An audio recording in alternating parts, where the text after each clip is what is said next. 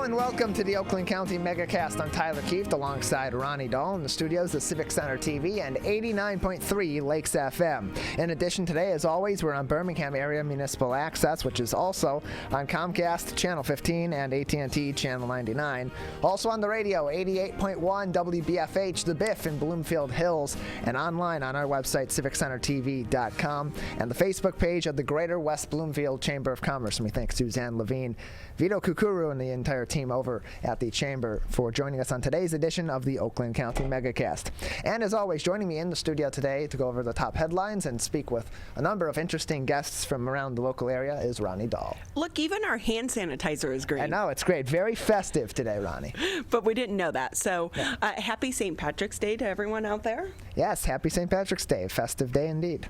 A little bit different than years past. However, we do know that so many of the bars have already opened at 7 a.m. The Old Shillelagh opens at 7. I can only imagine the things that are going on. But a warning to all these bars and restaurants out there, Tyler. The Michigan Liquor Control has basically said, hey, watch it, because we are going to be watching. You need to make sure that you are following COVID protocol, because remember last year at this time they had recently they had shut down just before the St. Patrick's Day celebrations. This year the restaurants are allowed to be open at 50% capacity. However, there are so many rules and regulations with COVID. You have to be 6 feet apart. You can have groups more than 6 people. No standing. No celebrating in that way. So, but some people seem to be excited to be out and be around people. Here in Kegel, of course, the big Irish bar locally is Mary Donnelly's. I saw they posted something yesterday. What's the one over in Pontiac? Do you know? I'm not sure, no. There's another big Irish bar that's like Pontiac, Waterford. Not sure exactly if it's Waterford, Pontiac, but another local one.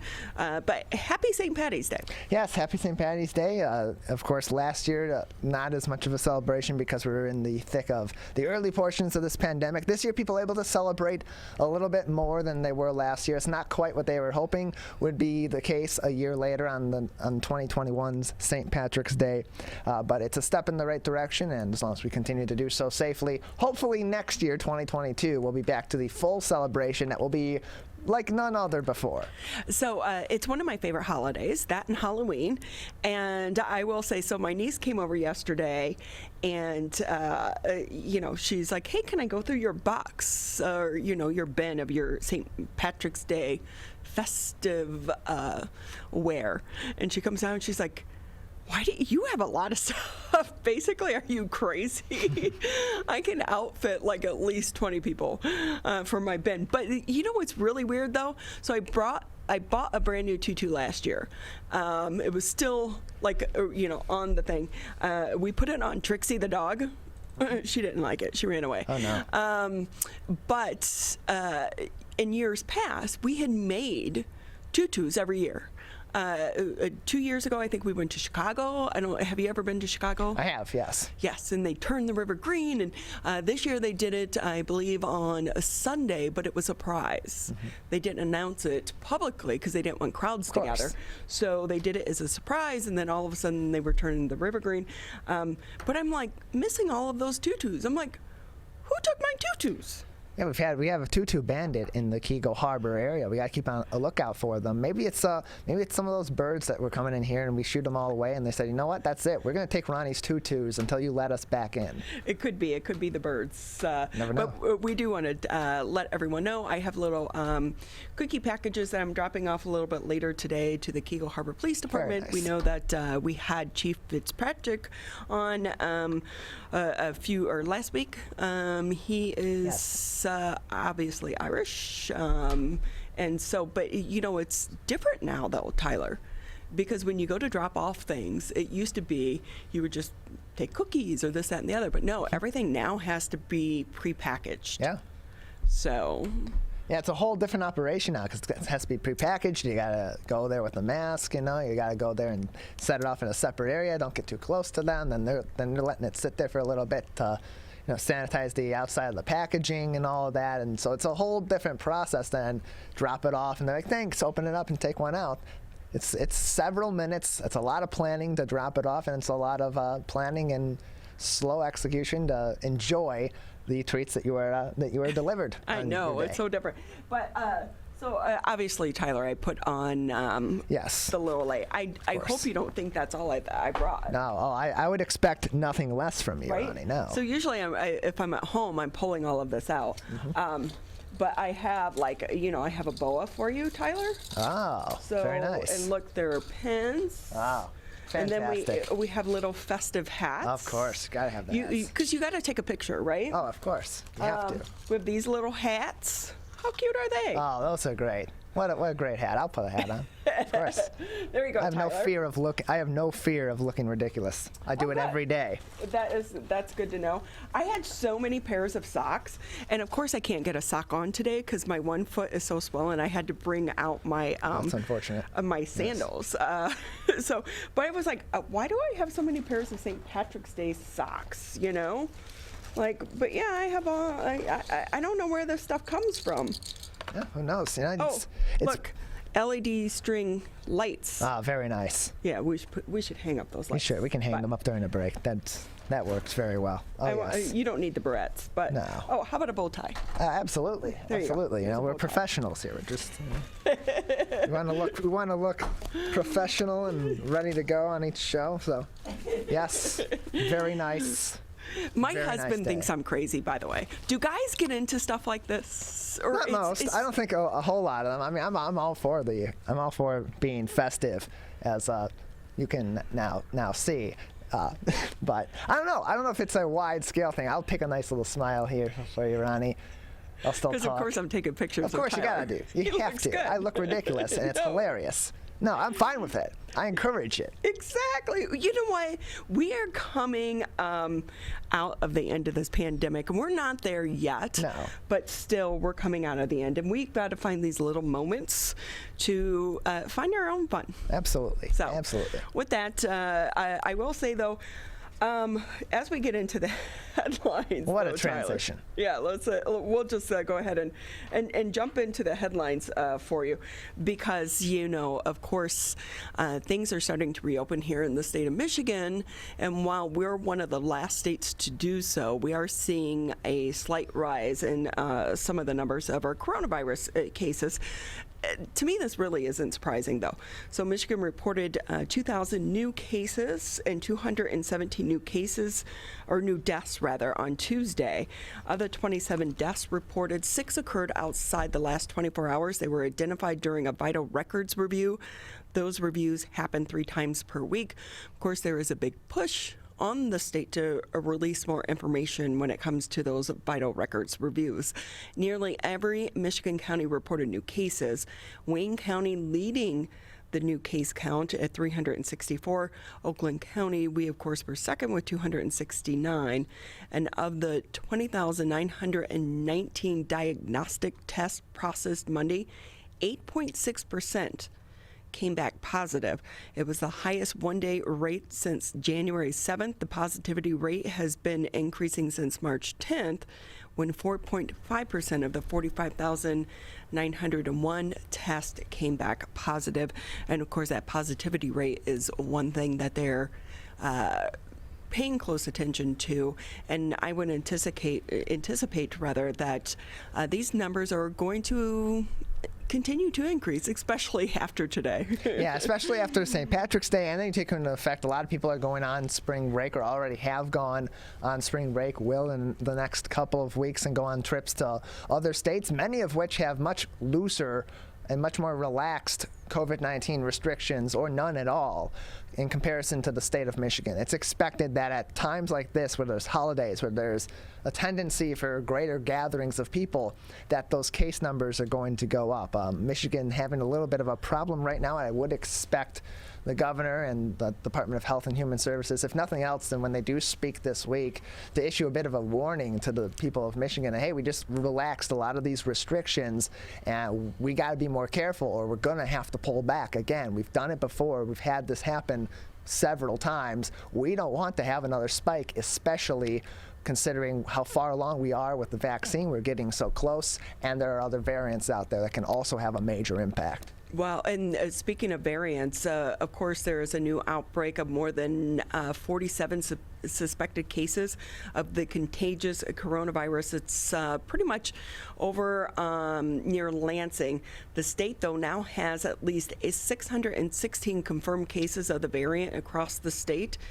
And only one other state, Florida, has more cases of the so-called United Kingdom variant than Michigan. That's, of course, according to the CDC.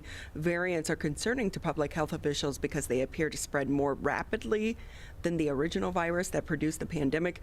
There's also emerging research that does suggest the UK variant may be more deadly as well. Now, the COVID vaccines appear to be generally effective against the variants, but to what extent, of course, is not clear because they're still studying this. This is new. And on the positive side, a growing number of people are becoming vaccinated across the state. And as of Tuesday, more than 2 million Michiganders have been vaccinated.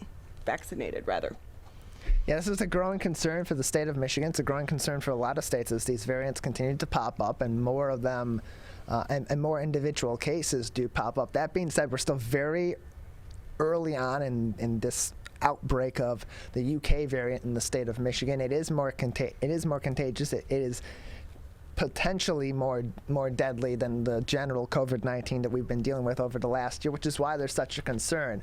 There isn't a clear, large spread of it, but considering we're in one of those top few states that has spread of this particular variant, it's going to be another cause for concern, especially as, tying back to what we said after the first story on civiccentertv.com/coronavirus, that we have so much more public things going on and gatherings going on for St. Patrick's Day because people are going on trips and are beginning to travel again, and because restrictions are starting to be lifted and people are getting excited to return to some normalcy of life gradually. And that creates a situation where variants like this can continue to spread if it's not mitigated really quickly. One thing I would like to know, and I believe we've asked one of the doctors before, but when you have a test and you have it 2 or 3 times, so one thing we do know, if you were doing the rapid test, it's not always accurate. So if it comes back positive, they will typically have you do the other test, right? The nasal swab test. And are they counting those as one? Is it one per person? And what if you have one every 3 weeks or every other week? Because I had a friend who just recently had one. And again, rapid comes back positive, then they go into quarantine, then they go to the doctor and it's negative. So, how are those being counted? Yeah, it's an interesting question because if they are being counted as positive and the state is getting your general information, even though they're not going to be providing that information to the public when they're reporting cases, are they also tracking that back down when a more accurate PCR test comes back instead of these still much less accurate quick tests, rapid tests coming back positive? And what is happening if you have a case of COVID-19 that does last longer than usual and goes on for several weeks and you're retested despite your symptoms starting to go away and still being positive? How is that going to be factored in to the current caseload and the positivity rate, which is, of course, being a key determinant in the data that's deciding how these regulations that the state is putting in place and continues to modify are being executed. Because again, right now the focus is on the vaccine, right, Tyler? Mm-hmm. So, but one of the things we have stopped looking, or at least stopped talking about the tests and the accuracy of the test. But one thing is more and more things start to open up and the vaccine becomes more widely available. Companies are allowing people to start coming back into the places of business. So if you're a salesperson, you can maybe go back into some of the visiting clients that you once had. But one thing they're required, a lot of these places will require is a recent negative COVID-19 test. Well, they're not, if you had it, like you cannot be symptomatic and be outside your quarantine time and your symptom time, but you could still have a positive test. Like one day it could be positive, the next day it could be negative. They say it can stay in your system for, I believe, up to 3 months, right? Yeah, it can stay in your system for a relatively long amount of time. I don't know if the 3 months is correct, or if it's longer or shorter than that. We'd have to look that up to be 100% sure, but it can stay in your system. And if that is thrown off, especially these less accurate tests, that's going to impact a lot of things in your life, and could potentially even impact the state's numbers. Also, every single case counts. Right, because I know one thing, a lot of businesses, if you have had COVID, they're saying you have to have a negative test to come back. So some doctors are saying, just giving a note to say that they're free to come back because they're outside the contagion time, but the test is not necessarily accurate. So interesting things as we continue a year into this, still asking these questions. Hey, did you hear about this? Everyone's talking about this. The nurse was detained for pocketing COVID-19 vaccines at Detroit's TCF Center. I threw this in because, number one, it's a talker, but number two, so many people from here in Oakland County are going to Detroit and the TCF Center to get their vaccine. So a nurse practitioner was detained by Detroit police after allegedly pocketing 2 doses of COVID-19 vaccine at the TCF Center.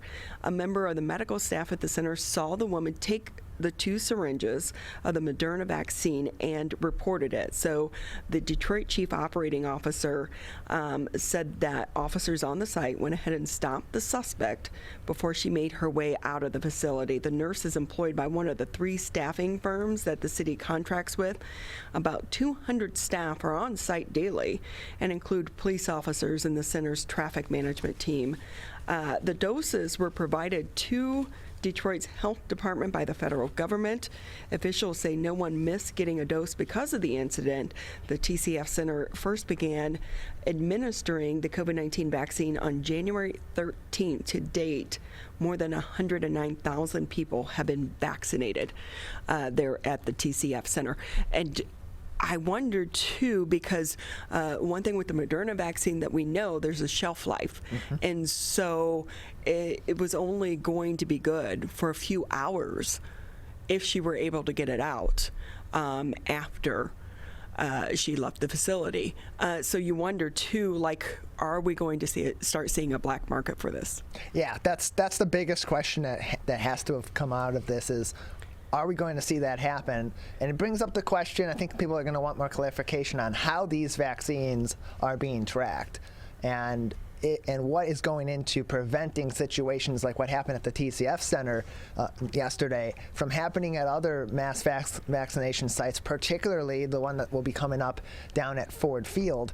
But then also what is the vetting process for these staffers with these individual firms in places like the city of Detroit, and what will be the vetting process for potential volunteers. We talked about a story yesterday on the show with Oakland County looking for volunteers to help them at their sites. What sort of vetting process and what sort of security will be in place at these vaccination sites to prevent people from pocketing these vaccines? And if that does end up happening, tracking the vaccine to make sure that if certain doses do get out, that you can begin a tracking process and trying to figure out who may have been responsible for missing vaccines. So they are supposed to track them, yes, as it is, because there is some type of, although in Michigan it's not so readily available. I know that some states are actually posting on their website the number of vaccines that are spoiled for any given reason. So these vaccines are supposed to be tracked, each and every one. So there's like a chain of command. But we do know these things happen. And I would anticipate even more so with the Johnson & Johnson as it becomes more widely available, because that one doesn't require the refrigeration that these other 2 require. Yeah, that I would think would be the biggest target for thieves, for criminals such as this nurse that was detained for taking those 2 doses of vaccine.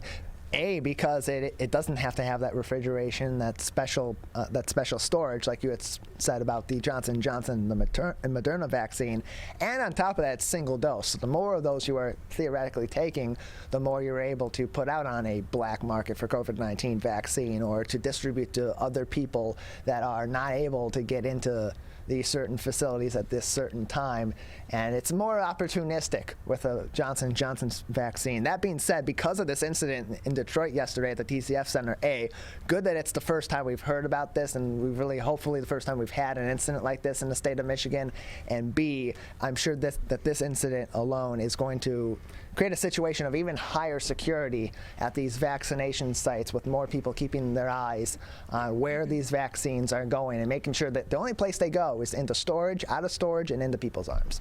And so you can find the latest headlines. Go to civiccentertv.com, click on coronavirus. There you'll find the headlines. Each and every morning we post them, but also at the top of the page, direct links to valuable resources. We're going to take a quick break here on the show. When we come back, a lot to get to today.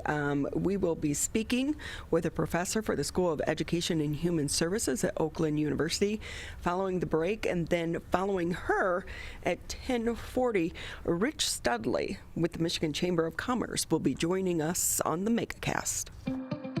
Michigan, the coronavirus pandemic has put us all to the test, and now it's time to put COVID-19 to the test. As we move forward, testing will be critical. We encourage anyone who has reason to get tested to do so, those with symptoms and those without. If you are leaving home and going back to work, get tested. If you think you may have COVID-19 or you've been exposed recently through family, friends, or coworkers, get tested.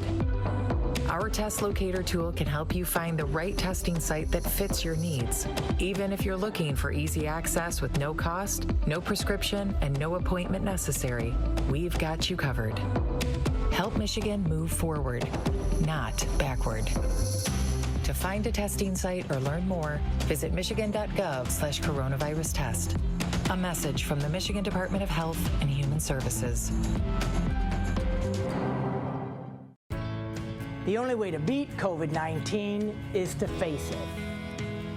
You can't get too comfortable. You can't forget the danger. Wear the mask. Wear the mask. Wear the mask. Wash your hands. Keep a safe distance. Especially in the next few months. You know we'll get back to normal. We'll get back to normal. We'll get back to normal. Someday.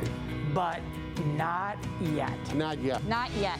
But not yet. But not yet. Consider virtual gatherings for the holidays. Curbside food orders. Grocery delivery. And shopping local. Shop local. And especially shopping local. Let's beat this virus. We can if we face it together. Together. Together. Together. Together. Together. Together. Together. Together. Together. Together. For the latest information, visit oakgov.com/COVID. COVID-19 has caused many families to fall behind on finances and on groceries. But you're not alone. You shouldn't have to worry about putting food on the table. My Bridges offers access to quality food and income assistance to help families across the state get the food support they need. It's easy to apply and easy to start shopping. Apply for services at michigan.gov/MIBridges. A message from the Michigan Department of Health and Human Services.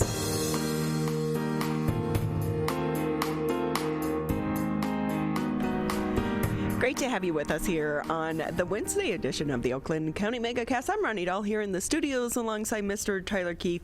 As a reminder, you can always catch us on Civic Center TV. Great interview yesterday. I learned a lot talking with Tom Berman, who is the CEO for Nano Magic. Tom is a former Keiko Harbor City Council person and Oakland County Commissioner who is on this new venture in life as the CEO of Nano Magic. I learned so much from him, and I'm like, you lived across the street, and I didn't know this. Yeah, a lot of interesting information from him on the technology that his company is working with, and then some motivation also for businesses that are either currently startups or going to be startups in the next few weeks, few months, and those businesses that are continuing to have to persevere through the pandemic on what they can do to keep themselves and their employees and even their customers motivated going forward. Yeah, I thought he did a good job about trying to explain kind of the process, too.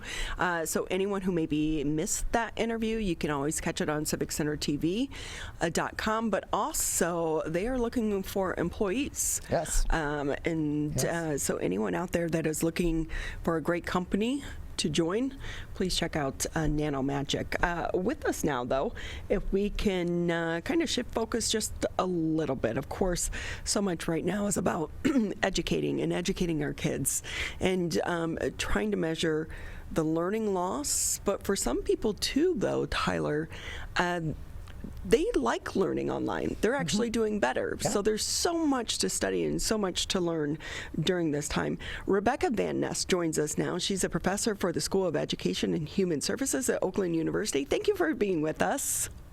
Thank you so much for having me. It's a pleasure. So give us a little bit of your background. Sure, I'd love to. So I started my career out as a school counselor for many years as an elementary, middle school, and high school counselor. And while I was doing that, I pursued my doctorate in mental health counseling and since have become a play therapist. So the majority of my career has been spent with children, adolescents, and families. And then I was lucky to transition to Oakland University's counseling department. Well, congratulations for joining Oakland University. Before we get into play therapy, I want to ask you about the kids today. They grow up so fast. When you're talking to a middle school or a high schooler, I'm like, how did you guys get so smart, but also so adult? Well, I think it can be actually a little intimidating for a lot of people to think about talking to a middle schooler or a high school. Sometimes it's hard to remember what we felt like at that age. But my experience has just been that they want people to be real and authentic and connect with them as people. You know, they're on the verge of thinking about growing up and being an adult. And they certainly have a lot of challenges that they face. And I think what they want from us is just authenticity and being real with them. What advice do you give to parents? Because the kids have technology today. We didn't. Remember, we used to be able to dial someone up. That was even before star 69, so they didn't get your number and say, hey, is your refrigerator running? You better go catch it. You know, kids today, you can't really do that, right? Technology has changed their experiences. Yes, and I think what's important to remember, though, is that technology has always been a little bit scary when we think about the next generation coming up. You know, we've had televisions and everyone was worried about that. We were all worried about the rise of cell phones, and now we have social media. And it is certainly, it can be a positive or a negative depending on what you yourself bring to that relationship. So I think it's really important as adults that we, you know, model healthy relationships with social media, which we don't always do very well for the next generation, and that we, you know, teach those coming up that it's about what you bring to it, and it's about having a healthy relationship, taking breaks from it, being just as appropriate or trying to be appropriate online, just like you would be if you were in person saying something to someone's face. Let's not kind of lose control online and say things we wouldn't normally say in regular life, if you will. Rebecca Vannest with us here on the Megacast. She's a professor for the School of Education and Human Services at Oakland University. Things have changed so greatly over the past year because of the pandemic. What's it been like for you and how you counsel some of these students? Well, it's all about adapting very quickly. So I've tried to switch gears. Luckily, I did have some experience with teaching and counseling online before the pandemic. So I tried to make sure to be very creative. I do things like, as people are logging on, sometimes I have some music playing in the background.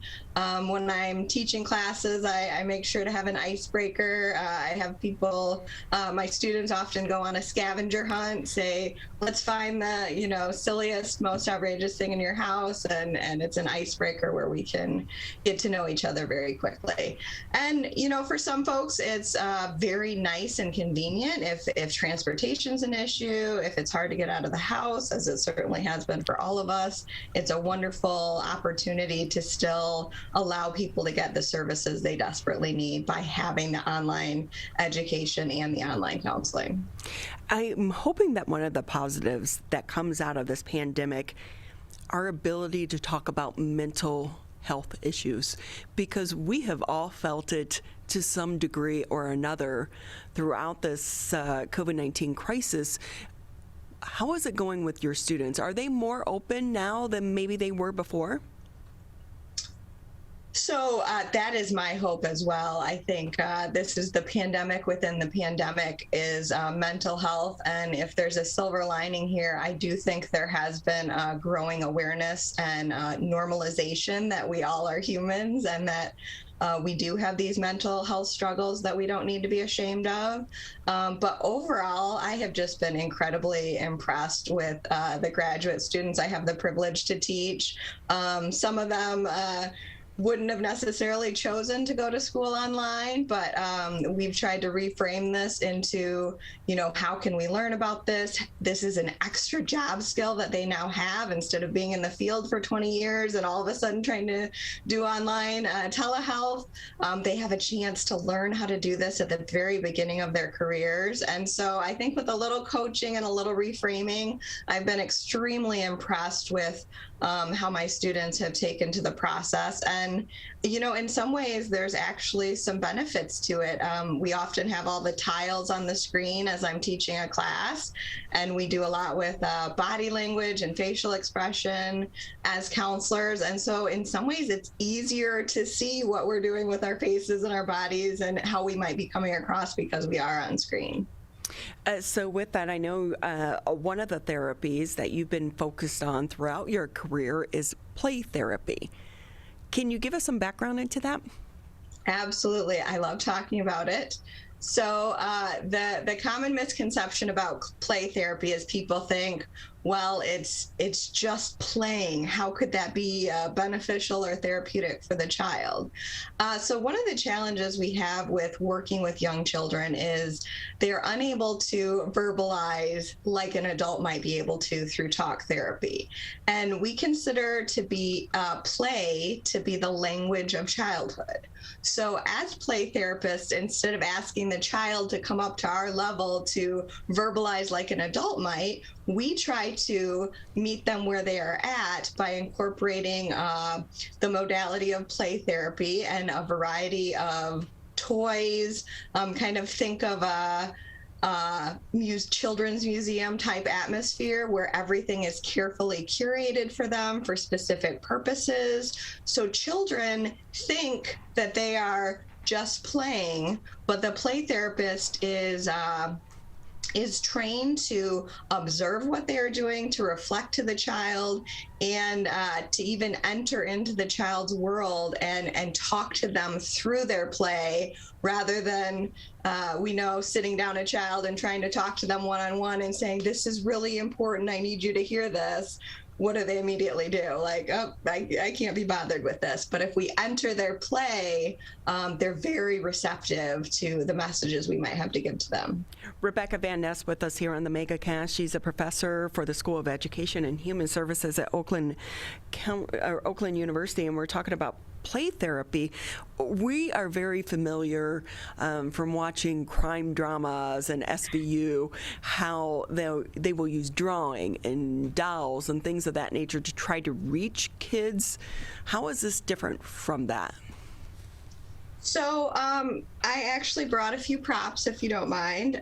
So one of the things we do with play therapy is we allow the child to come up with kind of self-direct in terms of what they want to play with. So say a child has a doll, and we have our nice mask here. They have a puppet, and they are playing with the puppet. Rather than myself talking directly to the child, I will actually realize that they're playing with a puppet, get a puppet myself, and the puppets will talk to each other and interact, rather than me as the therapist kind of talking down to the child. Instead, I will sort of enter their world, and the child thinks they're having a ball.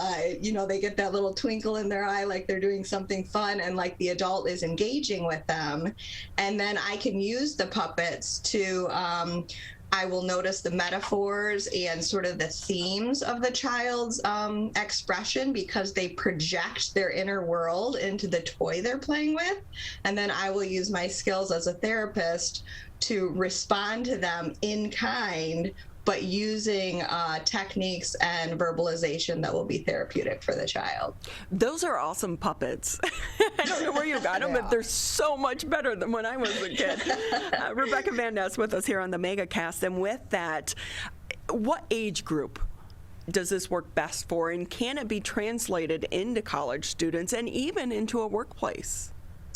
Absolutely. One of the best ways to translate play therapy into any age is actually sand tray therapy. So I also have another prop for that, and this is a very rudimentary example, but essentially you have the sand. You have a giant sand tray that's often a wooden area with sand in it, and then you have in a fully equipped playroom, you're going to have hundreds and hundreds of different types of miniatures, and they're in different domain areas. For instance, you have nature, you have fencing, you have different types of families, and you might ask any age of a person to make a world in the sand. And essentially what they are doing is sort of unhinging their psyche and projecting into the sand tray. And it's kind of unbelievable to even do it as an adult, to see how much you project the inner conflicts you're having, sort of how you see the world. And then they're asked to describe that to the therapist, and the therapist will interact with them within the metaphor of that world they have created. And this can be done with any age of people very successfully. It can also be done with children that are pre-verbal. Play therapy is approved even down to age 2. So the therapist is trained to notice the metaphors and the things the child is gravitating to, and also the way they play with it, to assist them in processing, for instance, trauma that they are unable to verbalize. And can wives use this as therapy on their husbands who tend to not be verbal as well? Well, with the appropriate training. Rebecca Vannest with us. She's a professor for the School of Education and Human Services at Oakland University. Do you think the telehealth for counseling is going to stick around? Without question. I think it solves some really important problems for us, such as access. Many people, struggle to leave their homes, maybe feel uncomfortable leaving their homes. There may not be an available therapist who's close by. Transportation could be an issue. Childcare could be an issue.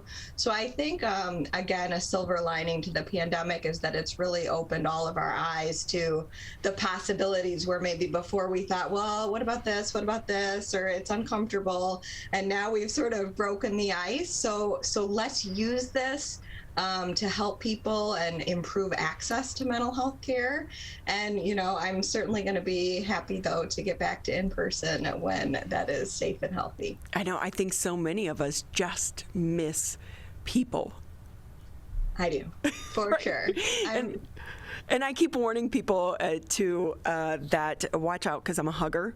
And I know it's probably going to be a couple years before people are going to be comfortable with meeting people for the first time, and you hug them or shake their hand or something of that nature. But some habits are hard to break. Yeah, we're going to have to renegotiate what it's like to be social, like sticking out your hand for a handshake.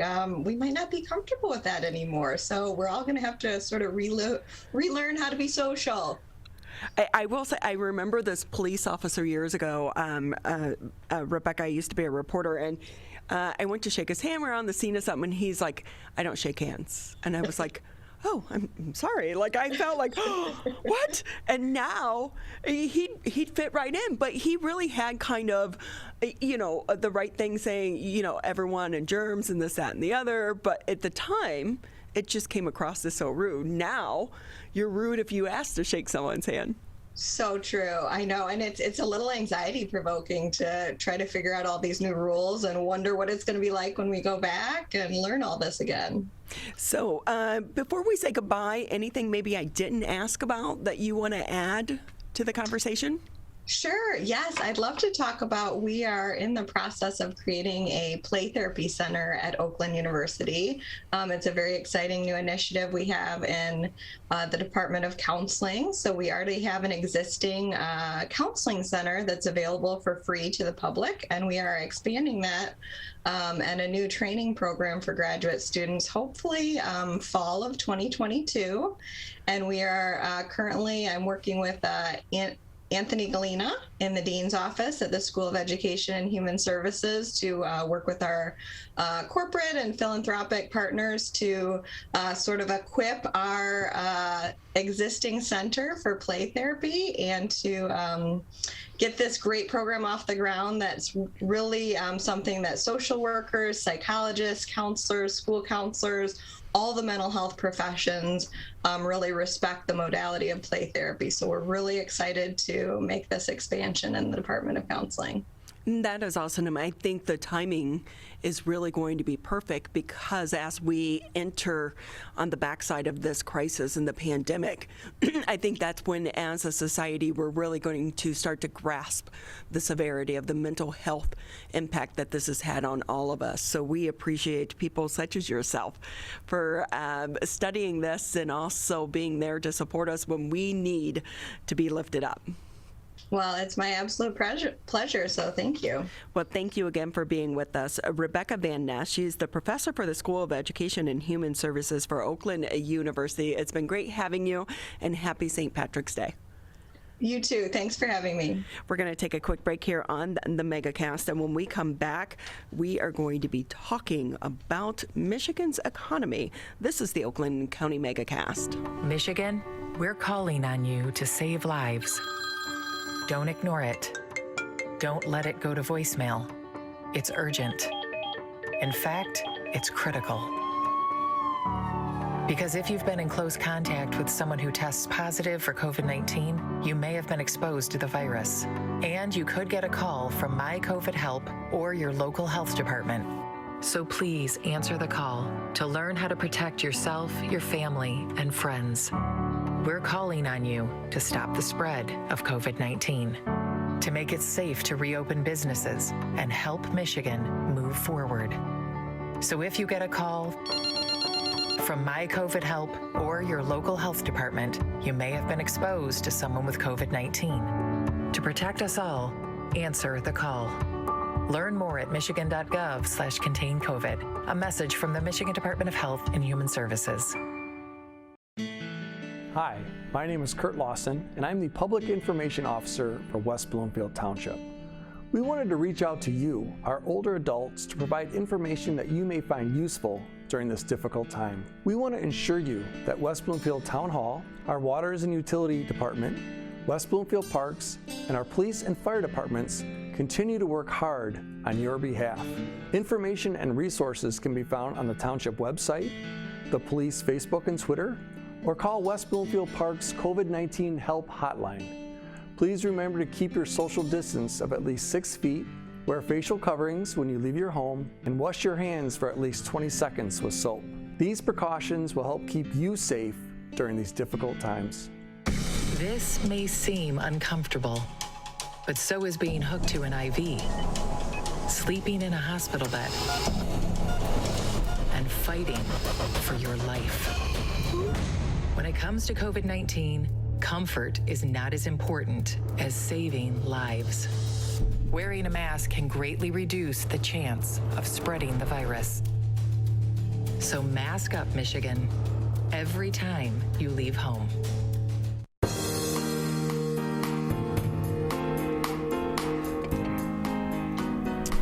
Great to have you with us here on the Megacast. I'm Ronnie Dahl here in the studios alongside Mr. Tyler Keefe.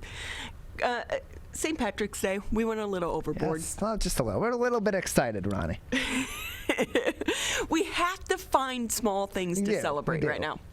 We absolutely do. And I know so many bars and restaurants are at least happy that they are open today because last year they were closed down. But it's still not going to be St. Patrick's Day as we've known it. And I think about some of the businesses in Corktown and the Gaelic League where so much of their yearly budget is planned around this holiday. With us now, Rich Studley. He's the president and CEO for the Michigan Chamber of Commerce. Great to have you with us. Good morning. Happy St. Patrick's Day. Where's your green? Right there on my logo. So if we can, and obviously there's so much to talk about when it comes to Michigan's economy throughout this pandemic. We are one of the last states here in the United States to reopen. What are your thoughts about that? As I listen to and talk to chamber members from Oakland County and Southeast Michigan and across the state, it's fair to say that employees and employers in Michigan have had a very difficult year. But Ronnie, one of the things I'm really glad to be able to share with you is I've been making phone calls the last few weeks, speaking with members of our board of directors from Southeast Michigan and across the state. And there is a tremendous sense of optimism about the future. We are making slow progress on reopening our state, but we are making progress. I serve on the Governor's Protect Michigan Commission to provide input on vaccine distribution. And yes, we'll continue to have challenges with COVID, but I think an important message to share with your viewers today is we're making tremendous progress on distributing safe and effective vaccines. In Oakland County, in Southeast Michigan, earlier this morning, I was on a call with local Chamber of Commerce executives from across the state, and in every region of the state, they report good progress with vaccines, and that's a very tremendous, very positive development for all of us. And with that, have you been a part of any type of studies? Because I know in the beginning, last year when they were first talking about the vaccine, there was such a huge population that was saying, no, I'm not getting it. And it seems the opinion of the public is starting to change. I think it's important that we're very respectful and understand that for every Michigander, this is a personal decision, and we all have different health circumstances to factor in. So what we've been saying to Michigan Chamber members is when vaccines become available, please seriously consider taking the vaccines. I think one thing we could all be very proud of as Michiganders is that one of the first vaccines to be distributed in Michigan and across the country is produced right here in Michigan at the Pfizer facilities in Kalamazoo and Portage. And personally, I grew up in Kalamazoo and Portage. I know people who work in those facilities. Pfizer is a good member. So I have confidence that they have gone through the research trials at an accelerated pace, but all of the information we have indicates that Pfizer and the other pharmaceutical research and manufacturing companies that have been given emergency use approval have not skipped a single step. I do think it's important that if people have questions or concerns, they speak to their local pharmacist, to their local healthcare provider, and make well-informed personal decisions. We don't require everyone to get a vaccine for the flu, but many of us do every year. And so I think there's a good track record that vaccines can be safe and effective for most Michiganders, most Americans. Rich Studley with us here on the Megacast. He's the president and CEO for the Michigan Chamber of Commerce. What a highlight, though, for the state of Michigan to be a part of the vaccine, not only here in Michigan, but across the world, but across the globe. We are the hope for this virus. It's been very humbling and very encouraging to watch Michigan Chamber members across the country, whether it's great companies like Ford Motor Company repurposing their production lines early during the COVID crisis to make ventilators, not just for Michigan, but for states all across the country. To see great companies like Dow Chemical in Midland repurpose their production to make personal protective equipment and hand sanitizers. To see other great companies like Pfizer do in less than a year what ordinarily might take 4 or 5 or 6 years. I think as Michiganders, we can be proud. As Oakland County residents or residents in Southeast Michigan, industry in Michigan was the arsenal of democracy during World War II, and industry in Michigan has become the arsenal of public health, not just for our state and our country. So as Michiganders, we're doing our fair share and then some to help turn the corner. We have a lot to be proud of, but there are still so many businesses that are suffering, and we need to recognize them. We've had more than 3,000 restaurants and bars closed down throughout the pandemic, countless other small businesses. The travel industry continues to be hit hard, and we have to remember all the small businesses because we're still not back in our offices. I know the chamber, various chambers have been behind a push to try to convince the governor it's time to get back to the office setting. Your thoughts? Ronnie, we share your concerns. I think, to be fair, when you look back a year ago this month, it was the first time that the governor used temporary emergency powers to declare a statewide emergency.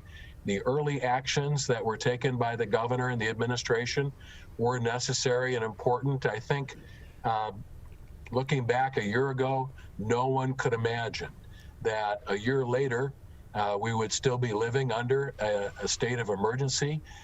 One of the challenges with government and bureaucracies is that typically when a government or bureaucracy expands its power, they have more authority. It's just the nature of bureaucracies that bureaucrats are very reluctant to relinquish that authority. We've been living now under essentially unilateral control of state government for more than a year. Other nearby states are making better progress on reopening safely. You are absolutely correct that 2 weeks ago, in cooperation with local chambers in Oakland County and across the state, the Chamber Federation in Michigan announced our campaign to end the office ban, to allow workers to safely return to office work, which we think they can and should do now, and also to really focus on reopening Michigan safely. COVID-19 restrictions were necessary and important, but the fact is that many of the restrictions that have been imposed on bars and restaurants and hotels in our travel and tourism industry especially have been among the most severe in the country, and those most severe regulations have only recently started to be lifted, while we see other states reopening safely. So we can and must do more.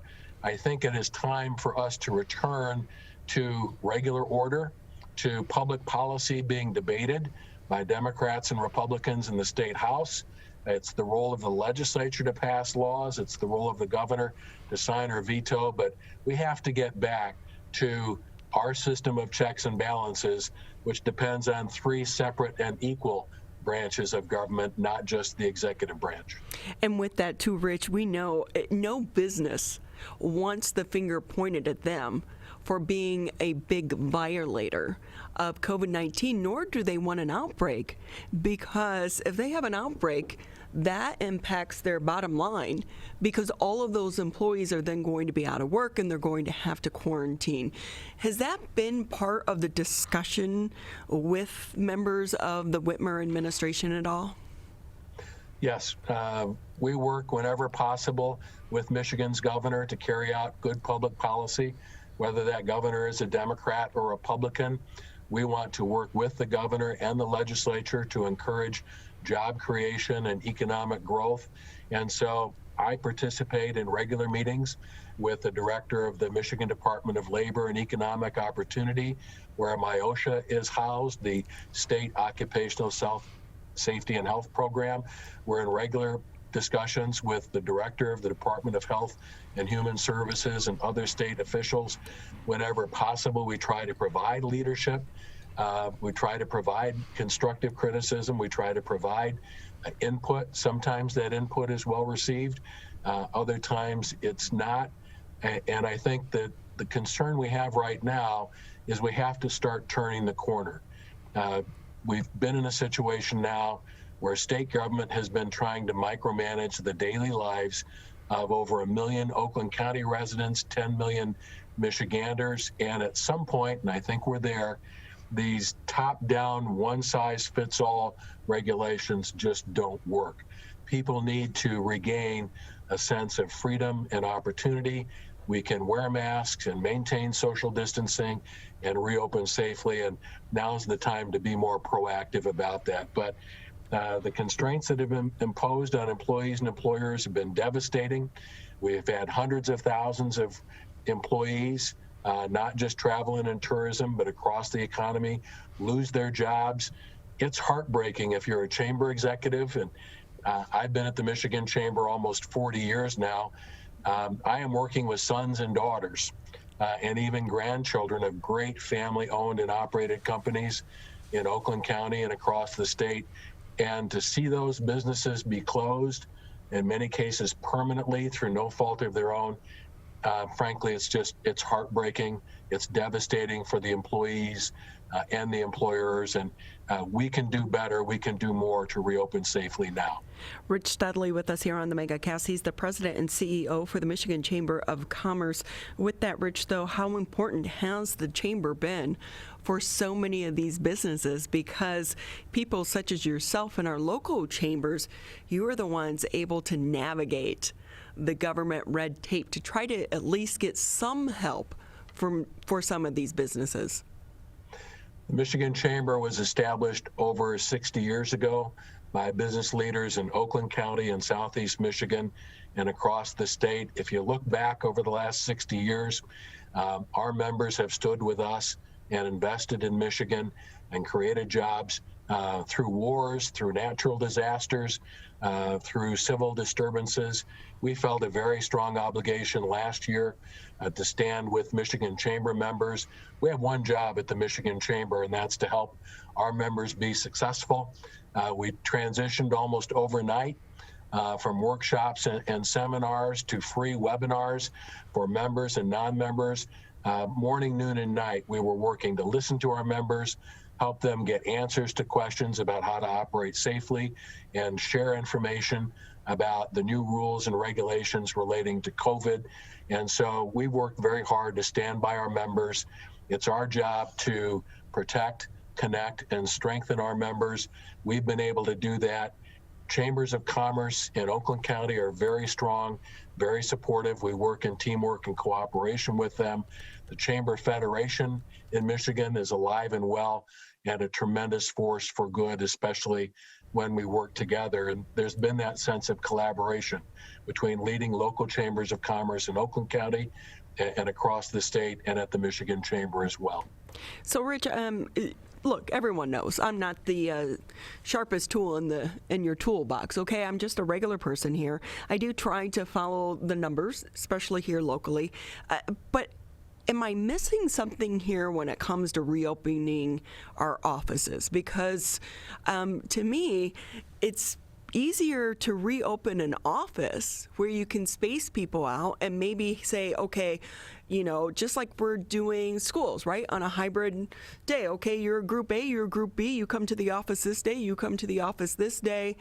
What am I missing here as to why that's not being, as of right now, we should know that, April 14th is when the order does expire, but MIOSHA is saying it could go beyond the 14th? I think one of the challenges we have with state government's response to COVID is there's a Japanese saying that if you see yourself as a hammer, the rest of the world looks like a nail.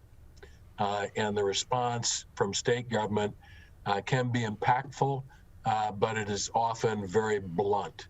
and it is the unintended consequences of very broad, very difficult, very hard to understand, constantly changing rules and regulations that I think have frozen employees and employers in place.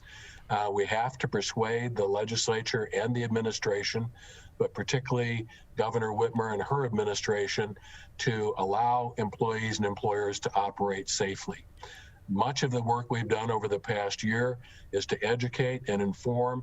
And as you noted earlier, employers work very hard to create jobs. Many of the small businesses that are members of the Michigan Chamber, they hire friends and neighbors and relatives, people from their community that they know and care about. So our members are working very hard to protect their employees and customers. We have learned a lot. We need to be given the opportunity to reopen safely so that we can get people back to work. That's the best guarantee we can have, that there'll be adequate revenue for local schools and state government. Other states are moving forward faster, and frankly, we just need to pick up the pace, be more creative, be more flexible, and trust employees and employers to work together to keep their customers safe and reopen successfully. We can do this. Look, if I can go to the casino and gamble, I should be able to go to the office and perform my work, especially if I work in a cubicle. You're correct. I think that part of the challenge is there's been a lot of misunderstanding. With very few exceptions, the vast majority of workplaces in Michigan have been safe and continue to be safe. Offices especially have not been a major or consistent source of outbreaks of COVID-19. And the good news is, as the vaccines are being distributed, it's not surprising that positive tests would be up. But increasingly what we see is if someone does have a case of COVID-19, it is relatively brief, it is treated successfully, and hospitalizations and deaths are down as vaccinations go up. And so we have to persuade the Whitmer administration to give employees and employers the benefit of the doubt, continue to focus on education and information rather than the sledgehammer of state government rules and regulations being used. The focus should not be on crime and punishment, but education, information, and voluntary compliance. That's where we can make the most progress quickly and in a way that is reasonable and efficient. You're listening to 89.3 WBLD Orchard Lake, 88.1 WBFH Bloomfield Hills. And with that, Rich, how can people, if they want to support your effort and your movement, how can they do so? Should they call their elected leader, call the governor's office? What do you want them to do? It's very important that your listeners, your viewers speak out. It is very timely and very important to call your state representative or your state senator to say, end the office ban now. We can reopen Michigan safely. To learn more about when and how we can reopen Michigan safely, please visit the Michigan Chamber's website. Please visit a special website for our campaign. Everyone who's listening and watching today is welcome to join the campaign to reopen Michigan safely at reopenmichigansafely.com. You can sign the petition. If you're a business, a local chamber, a trade or professional association, you're welcome to join the coalition and use more. We can do this together, but we've got to pick up the pace and get Michigan moving forward again.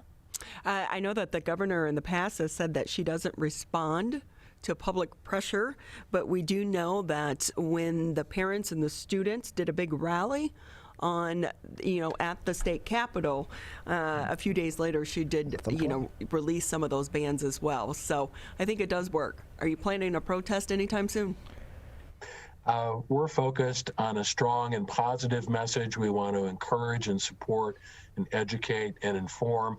I understand, I think, what the governor was saying about not overreacting to protest, but I agree with you, Ronnie, that responsible government officials often, and frankly most of the time, will listen, will learn, and will respond to messages from their constituents about how we can do better. So that's the approach that we're taking. We think it is a better fit for chambers of commerce to emphasize the positive about what we can accomplish together, when government steps aside and lets us work cooperatively in the private sector.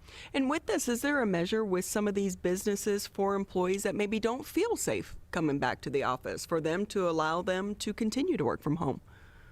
That's a great question, and that's part of the reason we're asking that the current MIOSHA rule, which starts out by prohibiting in-office work, should not be extended another 6 months. Every employer will respond differently. At the Michigan Chamber, we have a couple of employees with health conditions, and it may be quite some time before they return to the office. We have other employees who are younger, in good health, or have already been vaccinated and are very anxious to return to work. So every employer I've spoken with is going to be looking at the workspace, each employee individually. I think this will happen very gradually overnight. What we're asking is that state government would give us the opportunity to show that our members can reopen safely and we can get Michigan moving forward again. For these top-down orders to continue for another 6 months would be unnecessary and have really an extremely negative impact on our economy. We've got to start focusing on Michigan's economic health in addition to our public health. Well, and the good thing, as you said, the vaccines are up. The number of hospitalizations continues to decline, along with the number of deaths. Rich Studley with us. He's the president and CEO for the Michigan Chamber of Commerce. So great having you with us. We appreciate your time and your conversation as well. Thank you. Glad to be helpful. Stay strong, stay positive, stay well. You too. ReopenMichiganSafely.com if you want to help support trying to lift that April 14th ban and allow people to get back into the offices. We're going to take a quick break here on the Megacast. When we come back, we'll be speaking with the Troy Nature Society. This is the Oakland County Megacast. Michigan, the coronavirus pandemic has put us all to the test. And now it's time to put COVID-19 to the test. As we move forward, testing will be critical. We encourage anyone who has reason to get tested to do so, those with symptoms and those without. If you are leaving home and going back to work, get tested. If you think you may have COVID-19 or you've been exposed recently through family, friends, or coworkers, get tested. Our test locator tool can help you find the right testing site that fits your needs. Even if you're looking for easy access with no cost, no prescription, and no appointment necessary, we've got you covered.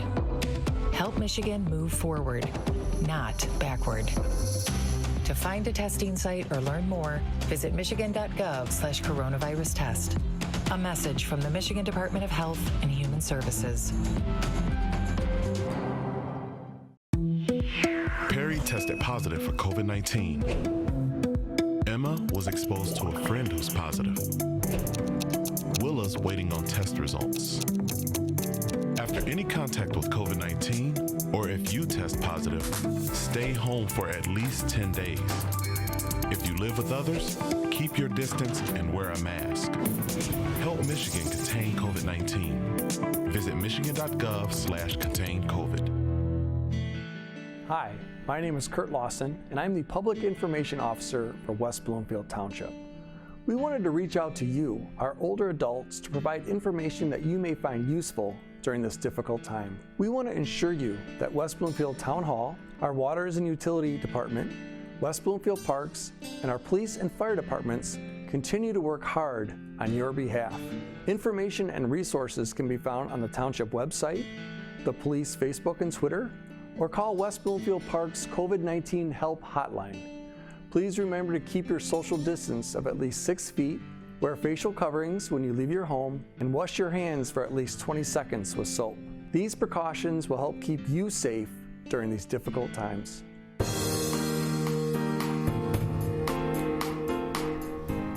Great to have you with us here on the Megacast. I'm Ronnie Dahl here in the studios alongside Mr. Tyler Keefe. We want to say thank you for tuning in. As a reminder, Tyler and I are here Monday through Friday, 10 a.m.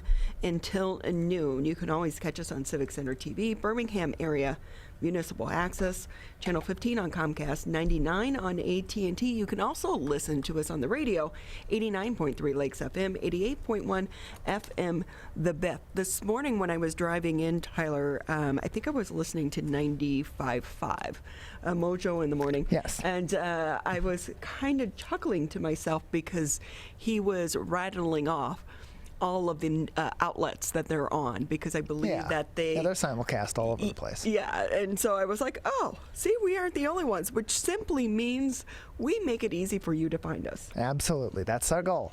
We do it well. And with that, too, because a lot of people are like, who are you working for now? What are you doing now? And I'm like, no, I get that a lot. know. Yeah. And the good thing about this, too, is if you did by chance miss one of our interviews, or you can't sit here and listen to us for 2 hours, you can always just check out the website, civiccentertv.com, because Tyler posts the interviews at the end of the day. Yes, each and every day. It's up there usually by the end of our regular business hours. We have everything that you could want to see from the show that day, some short clips, a few short clips, all the interviews, and of course the full episode.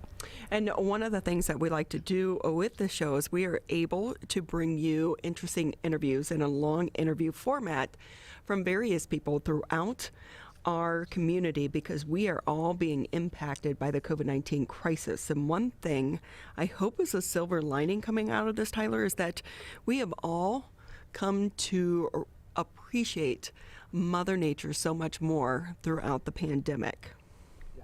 Yes, we have. We've been back out in nature more often. I think we have a new appreciation for it that we maybe have lost touch with over the last couple of decades as more technology has gotten into our lives and we've become more busy and just been on the go all the time, to slow down a little bit and enjoy what's around us. And we have beautiful things around us. Carla Reeb joins us now on the show. She's the executive director for the Troy Nature Society. Carla, thank you for being with us.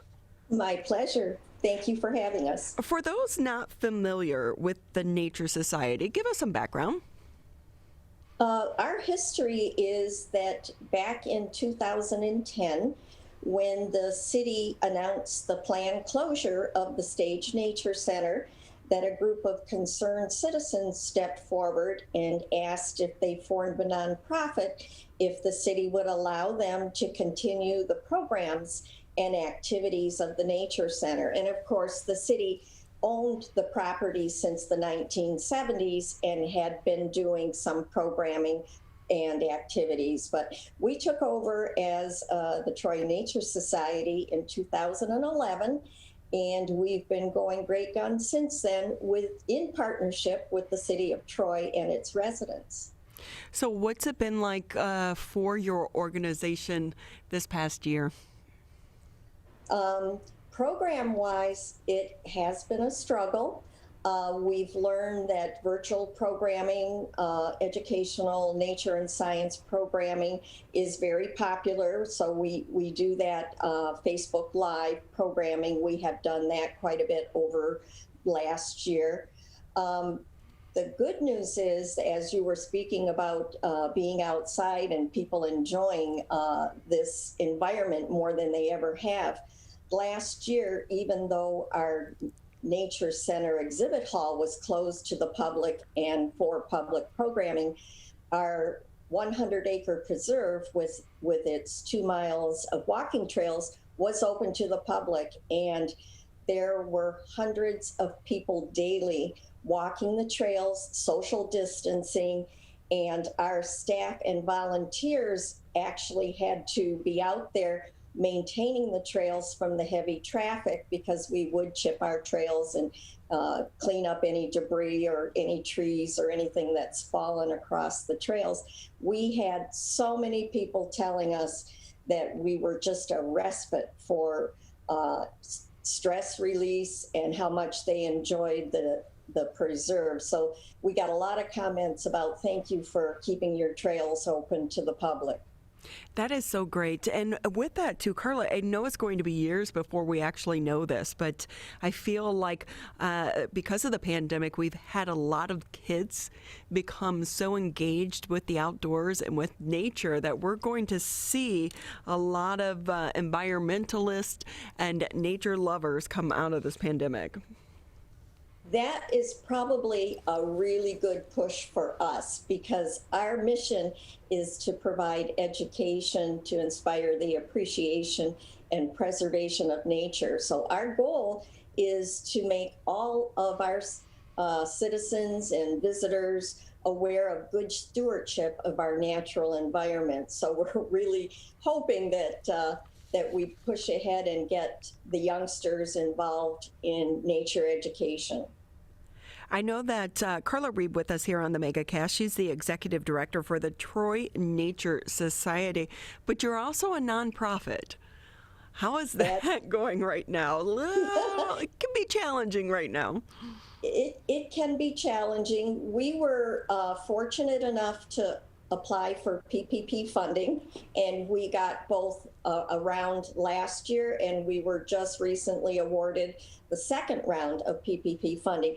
That has actually been very beneficial to keeping our programs rolling and our staff employed.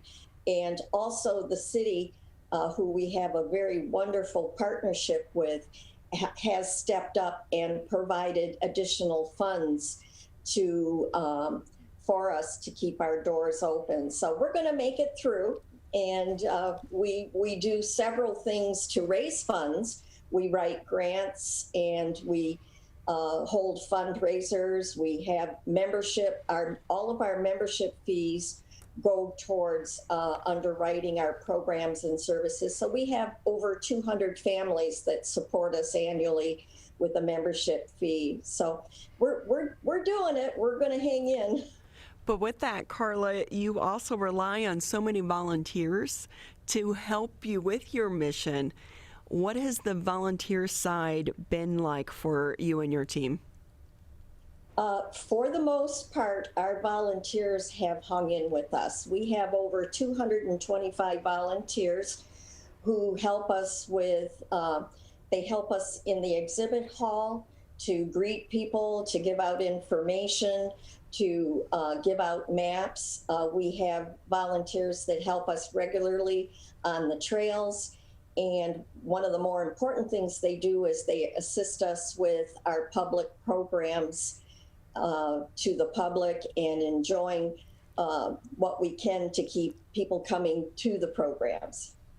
Wow, 225 volunteers. That's amazing, which is just a testament to the great work that you and everyone else is doing over there.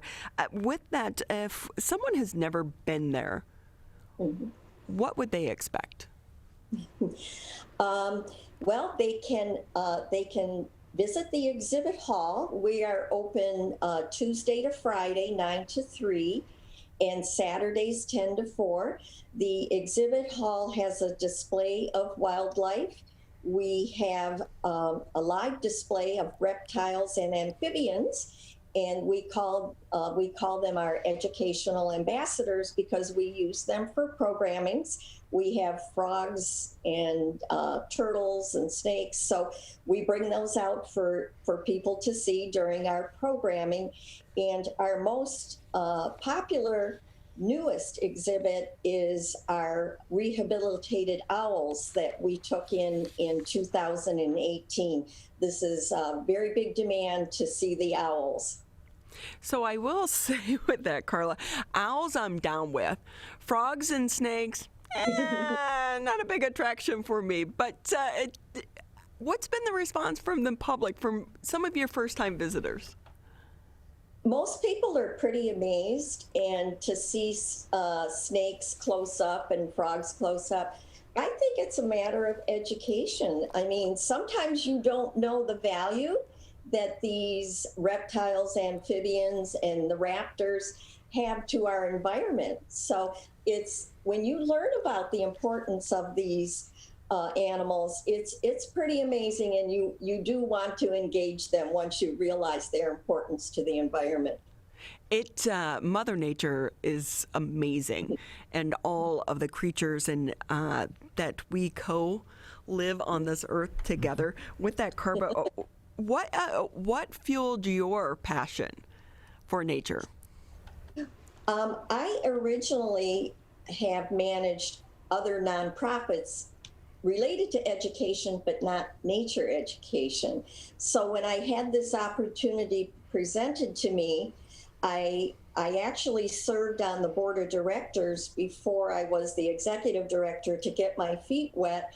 And I actually discovered the passion from all of the volunteers and the board members and the staff that have a passion for the environment and good stewardship, and the knowledge that they have of reptiles, amphibians, raptors. It was totally contagious, and that sold me right then and there. With that, Carla Reeb with us here on the Megacast. She's the executive director for the Troy Nature Society. I know that you had mentioned that the hall is back open to the public right now, limited hours, but do people need to register online? How is that working, or is it first come, first serve? The exhibit hall is limited to 15 people at a time, but people transition in and out.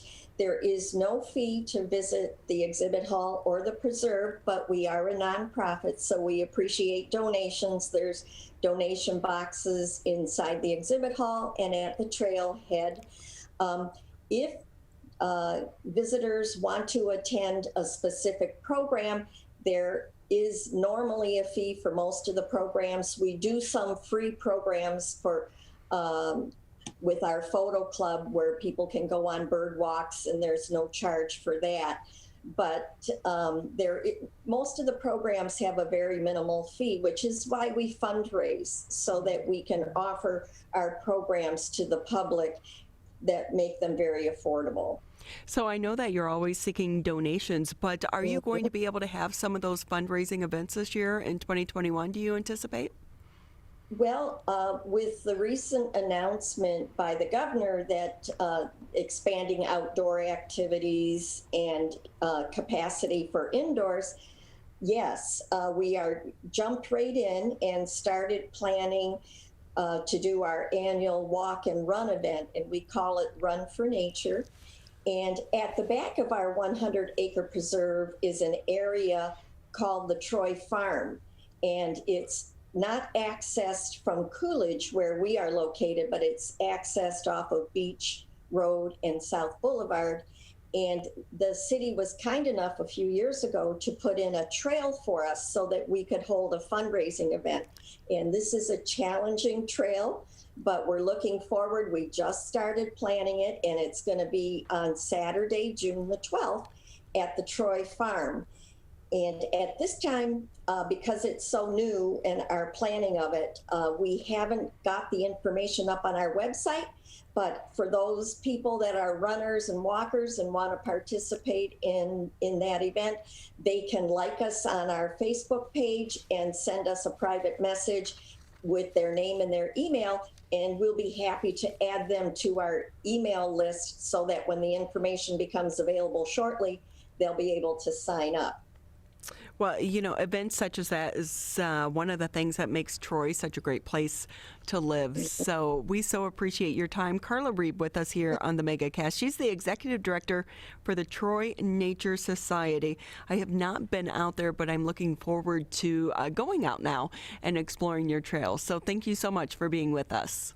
My pleasure. Hope to see you there. I hope to go. We're going to take a quick break here on the Megacast. As rivals, we don't always see eye to eye. Like who scored the best recruits? Who's gonna be who? And whether we wear green or blue. But one thing we can all agree on to help stop the spread of COVID-19. Wear a mask. Wear a mask. Wear a mask. wear a mask. Wear a mask. The ball's in your court, Michigan. Hi, I'm Dr. Faust, the Medical Director for the Oakland County Health Division. The most important thing you can do to prevent the spread of illness is to wash your hands thoroughly and often. Follow these 6 easy steps every time you wash your hands. Step 1, turn on the sink and wet your hands with warm water. Step 2, apply soap to your hands and lather between your fingers, under your nails, and the front and back of your hands and wrists. Step 3, Wash your hands by scrubbing them together for at least 20 seconds. Step 4, rinse your hands with warm, clean water. And step 5, dry your hands with a clean cloth towel, a paper towel, or hot air blow dryer. If you're using a cloth towel, make sure to change it often. For handheld faucets, turn off the water using a paper towel instead of your bare hand. Step 6, if you're using a paper towel, throw it away. Practice healthy habits like washing your hands after coughing or sneezing into them to keep you and others healthy. Go to oakgov.com/health or call Nurse on Call at 1-800-848-5533 to learn more.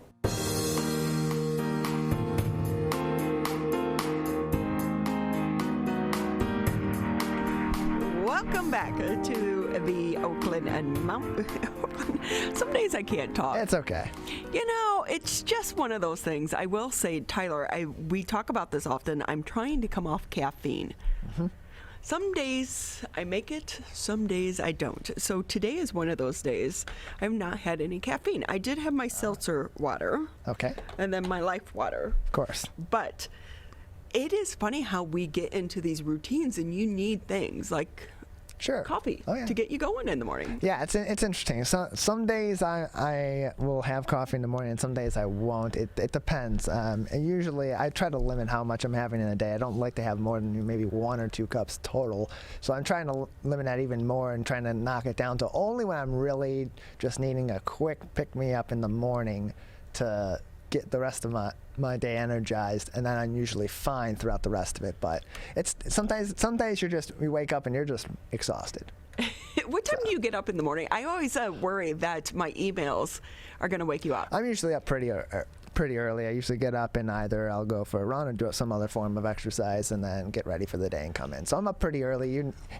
Just for personal reference, you never wake me up with your emails. Because I don't hear emails. That was always one of the things when I was a public information officer. People knew that they had to call me because I would leave my work phone on because I'm such a heavy sleeper. But now with Dixie, the Wonder Dog. Oh, yes. It's about 5:36 every morning. This morning we were out for our morning walk and look over, she sits down and she stares. I'm like, what are you doing? And we look over and there's a huge deer. Right there in our neighborhood. They've taken over, Tyler. Trixie didn't bark or anything, which was good because I'm still on my sprained ankle. Of course. And be chasing her around the neighborhood while she's running after deer with a sprained ankle. That's not good. Oh, so with that, sorry for the little rant. Great to have you with us here on the Megacast. Tyler and I are here Monday through Friday, 10 a.m. until noon. We always get to speak with some of the most interesting people. And for so many of us, we're driving around. We know about the Salvation Army. We have one of their thrift shops right here in Keiko Harbor. It is one of my top places that I shop. People don't realize this, but some big box stores drop off new products. It is very interesting that they do that. It's good that they do that too, because it's obviously helping a lot of people out, and people are looking for that kind of stuff anyway. So the Salvation Army, I donate to them quite often as well, but we're very familiar with the big red kettle around the holiday times. Yes. But so many people aren't aware of the work that they're doing behind the scenes each and every day. With us now on the show, we are happy to bring in Jacqueline and Bob Idzior. They are envoys for the Salvation Army. Great to have you with us. Hi, good morning. Good morning. So I was reading up about your new program. First, before we even get there, can you tell us, how did you two meet? We met at work. We met through the Salvation Army. See, the Salvation Army is a love connection. Yes, it happens for a few of us. So with that, you two are now a team, not only married, but also in continuing the work for the Salvation Army. For people that maybe drive by, they see the thrift shop, they hear about the red kettle, but they don't really know the work behind the Salvation Army. Can you give us some background? Which one of you wants to take that question? I guess that's me. So we work for the Salvation Army of Southeast Michigan. We work at the Adult Rehabilitation Center. So what people may not realize is that we're kind of two separate entities. We're under the umbrella of the Salvation Army, but we do not actually get any funds from the Red Kettle. All of our funding actually comes from the thrift stores and the generous donations of the public and what we're able to sell through the family stores. So with that, Bob, can you tell us a little bit more about the Adult Rehabilitation Center and the work that's being done there? Absolutely. But before we go there, can we go back to your earlier comments at the beginning of the segment? You said something that led me to believe that I might not die if I don't drink coffee in the morning. Is that true? That is true. So you have the coffee drip like some of us, right? Bad, real bad. I got it bad. I'm glad I'm not the only person with that. And plus, now I'm trying to take out all sugar and just drink it black. That is the bigger challenge, I think. Good luck. Good luck. Okay, I'm sorry. What was the question? No, so tell us about the work that's being done there at the Rehabilitation Center, because you guys are helping so many people, and that need is greater now than ever. Yes, we operate an adult rehabilitation center for both men and women out of our Detroit campus, located on 4th Street, just outside of downtown Detroit on the Detroit River, actually. It's a program for men and women. We can house up to almost 300 residents. It's a 180-day program, inpatient, and it's very, very unique. We offer many services, and it's all funded through our thrift stores. There's no cost to our residents. So with that, what is the work that is being done to try to get them through the program? So what we do is we offer, like you said, a 180-day holistic program to help men and women that are struggling with addiction. Maybe they're struggling with drug and alcohol abuse. Maybe they just are in a cycle of homelessness. Maybe they've just struggled to kind of fit in with society. They can come here and go through our program, which includes a work therapy program, which is 40 hours a week, where they're going to go in and get some skills, really learning discipline to get up every day, to start a routine. They have anger management classes. They have counseling sessions weekly. They go to chapel service midweek and on Sundays. Just trying to figure out a way to help them with their habit and pick up a different habit. You know, you said you're trying to kick caffeine and maybe sugar, so you've got to fill your caffeine void with something. Hopefully it's seltzer water or another type of healthy substance. But if we don't fill the void, we're going to go back to what we were doing before. And so learning a new way to live. So can you tell us about some of your success stories? Because we all know that addiction is hard to kick, and especially for people who are so severely addicted that they have become a member of that street community. They are now homeless. It is a long road to be able to turn those habits off and replace them with new habits to become a successful member of society again. I'm going to let you take this one, Bob. Yes, it's very, very, it's a consuming disease. I think it affects everybody, everywhere. I personally came through the program. That's how I was introduced through the Salvation Army, through the courts, through years and years of addiction. I was probably the only person on earth that didn't know I had a problem.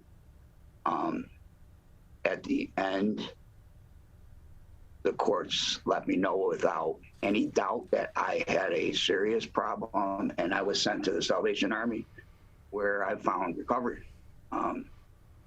So you don't have to go any further to talk about success story. I am a byproduct of this program. It does work. I don't want to leave you with any false perceptions. It does not work for everybody, but it does work.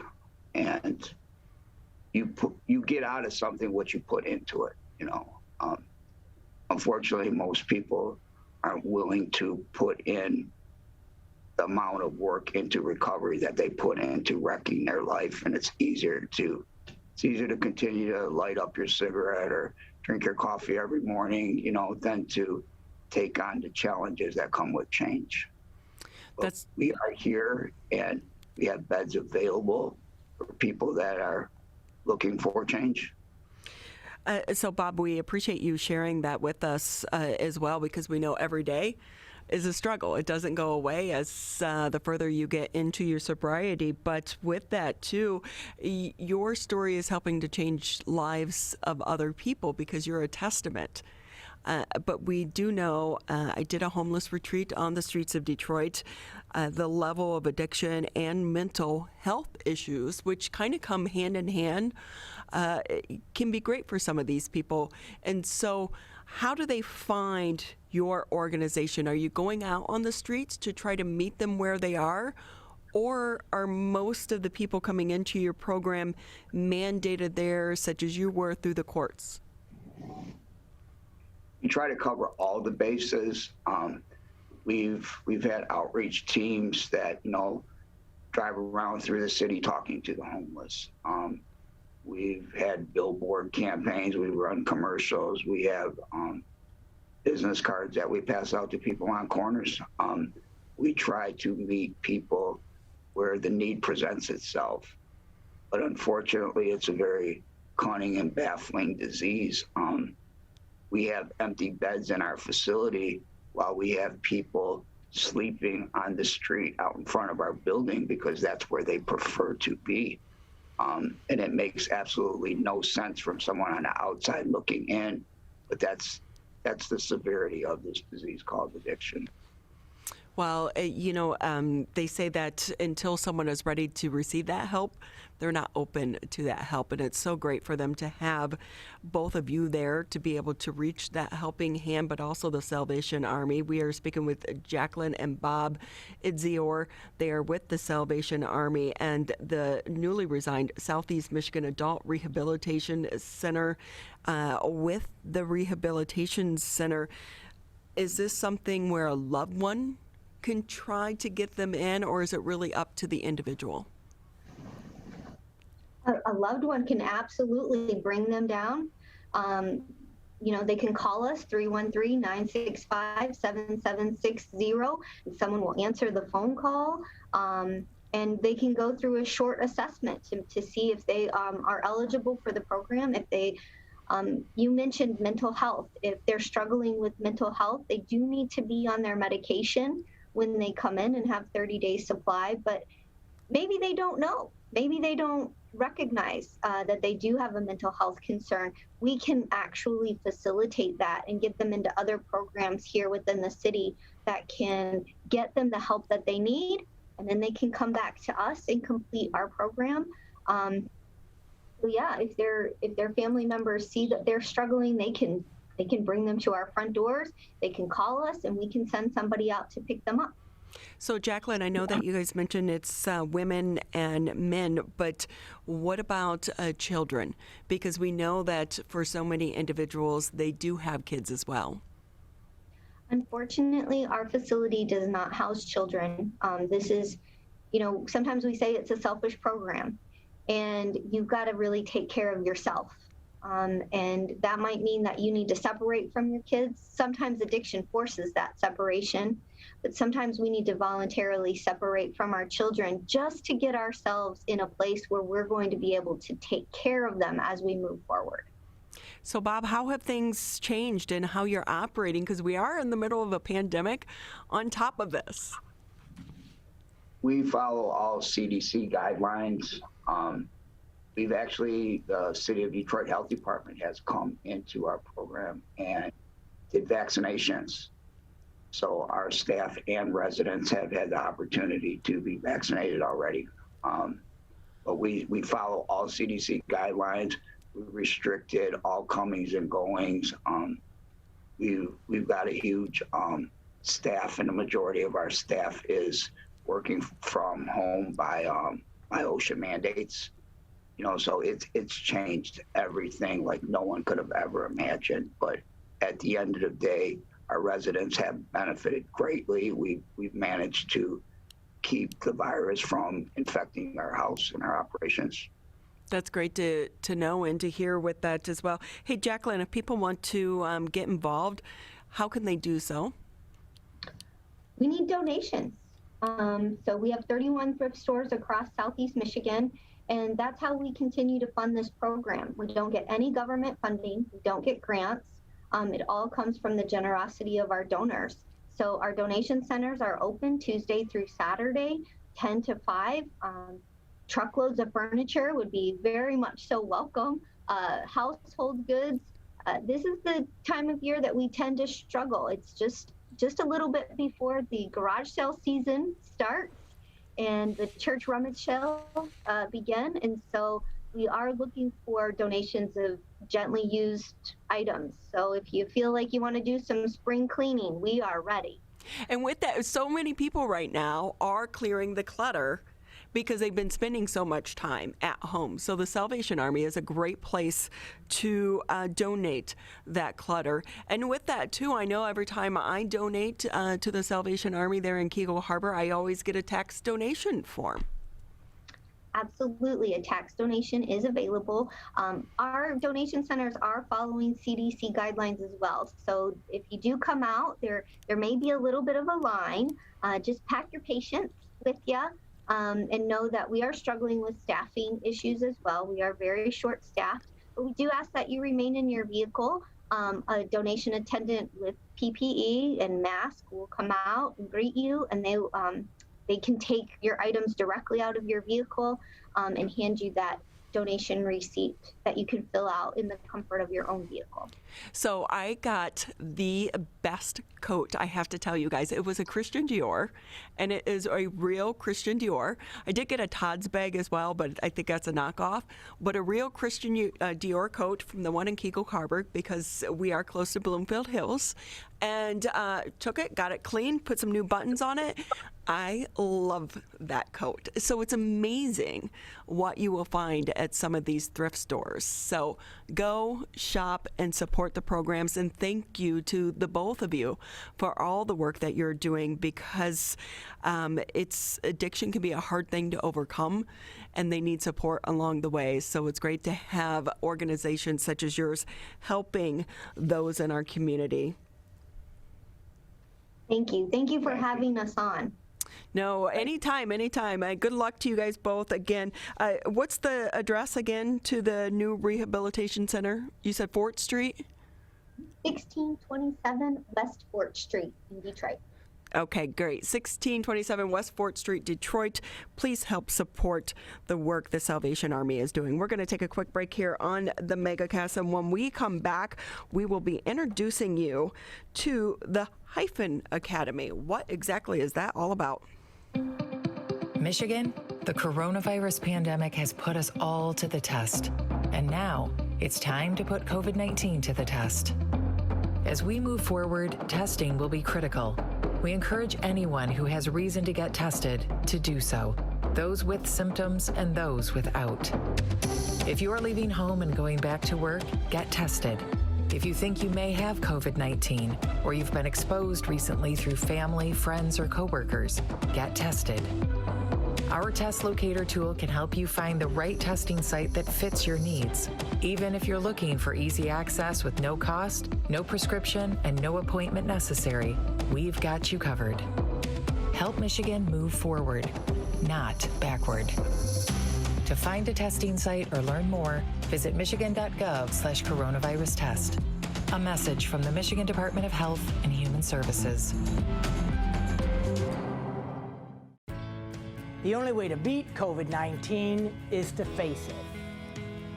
You can't get too comfortable. You can't forget the danger. Wear the mask. Wear the mask. Wear the mask. Wash your hands. Keep a safe distance. Especially in the next few months. You know we'll get back to normal. We'll get back to normal. We'll get back to normal. Someday.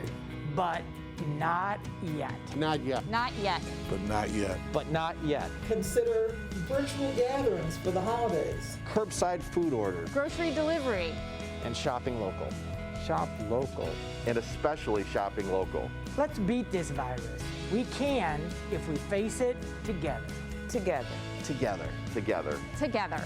Together. Together. Together. Together. Together. Together. For the latest information, visit oakgov.com/COVID. Great to have you with us here on the Wednesday edition of the Megacast. Happy St. Patrick's Day to everyone out there. If you're going to be out celebrating, please do so safely. Be nice to people as you go out today. Because it's been a trying time, and of course all the restaurants were closed last year during this time. We are reopened. Let's not blow it by not socially distanced and partaking in the craziness of St. Patrick's Day. Yeah, don't just be responsible with your partying and with your other forms of celebration today for St. Patrick's Day, but also be responsible with COVID-19, because that's going to continue to impact our community, and we want to continue to move this forward and slowly get out of the pandemic, not delay the exit strategy that much longer. And plus, it's been a great opportunity. So many of our kids are actually getting back into the classrooms, continuing their learning. Our last guest here on the show today, let's go ahead and bring in Sonia James. She's the principal over here at Shaco Elementary. But also, we will be joined with Chanel Murph and Josh Hawkins to talk more about the Hyphen Academy. But first, let's go ahead and start with you, Principal. Happy St. Patrick's Day. And happy St. Patrick's Day to you as well. How have things been going? It's been going. We are doing some really big things again at Shaco Elementary, and I'm just glad that you all have us on to talk to you about Hyphen mentoring and what they're doing at Shaco. I will say every time I see the little kids, we're talking like kindergartners, first grade, outside lined up with their little mask, they are so adorable. That's our preschool program, actually, and those kids will they start out at Shaco in the preschool and GSRP, then they head over to Doherty for grades K1, 2, then they come back to Shaco for third grade. So yes, they are adorable. How's it going, though, since you guys have been back in the classrooms? Everything good? Everything's great. We have been back for a while, and we are running the hybrid program. And so our kids have been in the building. We have the cohorts, our A and our B cohorts. And I can say that since we've been in, we've had minimum impact in terms of anything at the building level. We did close down for a time, but that was district-wide. Other than that, we have been doing really well. And I must commend our kids because they do a nice job of following protocol with their mask and keeping that spacing throughout the day as they're walking into the building. And they've just, they've just rolled with it. They've been doing a really nice job. I think they're better than some of us adults at that. You know what?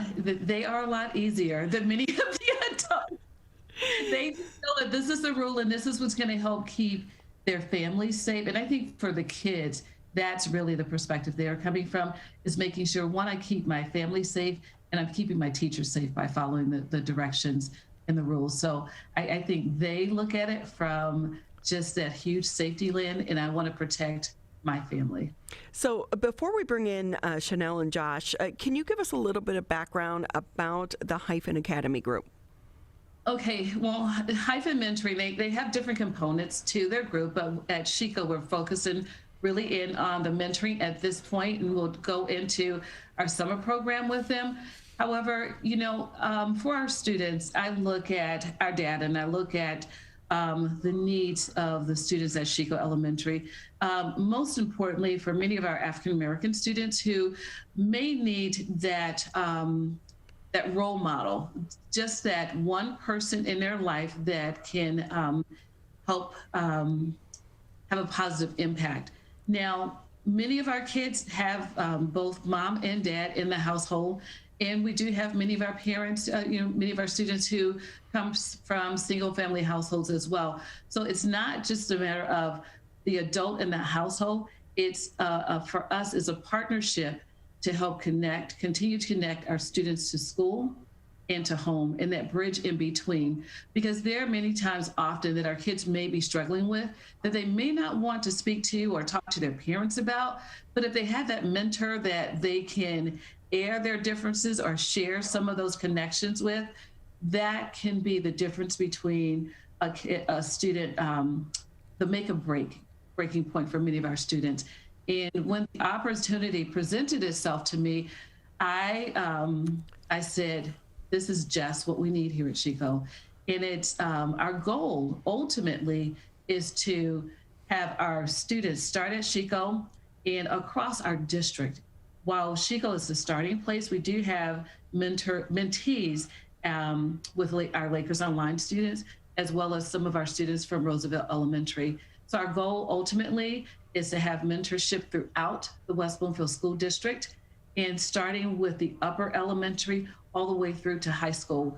Because if we can pair our students with mentors that can help guide them throughout elementary and those years in middle school, which can be up and down for our kids, leading into high school and just setting our kids up for success.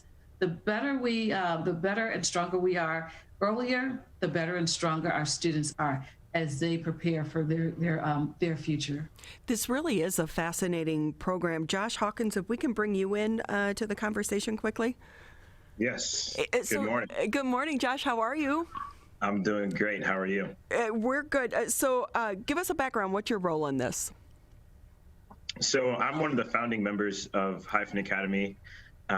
We have been working with Chico for the past several months. Miss James has been our biggest champion, and it's been a pleasure to work alongside her and her students. Like Miss James was saying, we are really focused on mentoring and enrichment. And I've spent some time teaching high school kids, middle school kids in my college career. Every Saturday morning, I used to teach folks from all types of backgrounds every Saturday morning, instructing them in cultural history and some academic topics as well. And I realized the importance that has for the early stage student. The earlier you can expose them to interesting concepts, and the earlier that you can give them the skills that they need to be successful both in the classroom and outside of the classroom, the better off that they'll be holistically. And so that's what Hyphen is really all about. It's about preparing students for their next phase in life, both academically with enrichment skills, and then personally with intellectual skills, goal-setting skills, public speaking skills. And we try to bring that whole model together here at Chico and work with those students so that they can become the best middle school, high school, and college students that they can be for their future. So, Chanel, if we can talk to you for just a second. I know that this is a new program. Why did you want to take part in this? Absolutely. So in addition to Josh, we also have two other members, Mo Ways and Harry Ajagu. And so last year, after the pandemic continued to unfold, they realized that something had to happen. Once we realized kids were not getting back in the classroom immediately, this 2-week break that we thought was going to happen, where we shut down, it's been a long 2 weeks. Right. Here we are a year later. Very long. Here we are a year later. But it was important to put together a summer program where we brought in 13 teachers and 100 students over the course of 2 weeks and taught some math and reading concepts that we knew they weren't going to actually have over the school year that they missed. And so for me, I have had mentors all in my life, starting at a young age, whether they were formally through some programs or informally. Ms. James always talks about how when I was in high school, I would come into Chico before Chico was really Chico and do some community service with the school. And so she was a mentor for me as I was preparing for my transition to Michigan. And so once I saw the work that the guys were doing, I knew that I wanted to jump in. One, I know there's some great people, but two, to add value and have an emphasis on girls as well at Chico and beyond. So I'm thrilled just to see the progress and the work. And we're excited as well for our summer program this year that is stemming based on what we saw last year and some of the gaps that we're seeing in the classroom today. So where do you anticipate this program going? Our long-term goal is, I know Ms. James is smiling, we don't want this to stop here. We want this to continue. So we have a set curriculum currently at Chico where we're focusing on goal setting, social-emotional intelligence, and public speaking. But we're continuing to expand that. We're working currently on a computer science curriculum, working additionally on some additional topics, as Josh mentioned, around holistic health. And we're trying to get all over Michigan and beyond. We have a virtual model where we want to have mentors that are local, but also virtual too, so you can see those people that were in the shoes. One of our mentors started off at the old Chico in 3rd grade and went all the way out to high school and graduated from West Bloomfield High School in 2014. But then we have mentors that go to HBCUs, Harvard, and so we want students to be exposed to all different backgrounds so that they're able to see what they can be.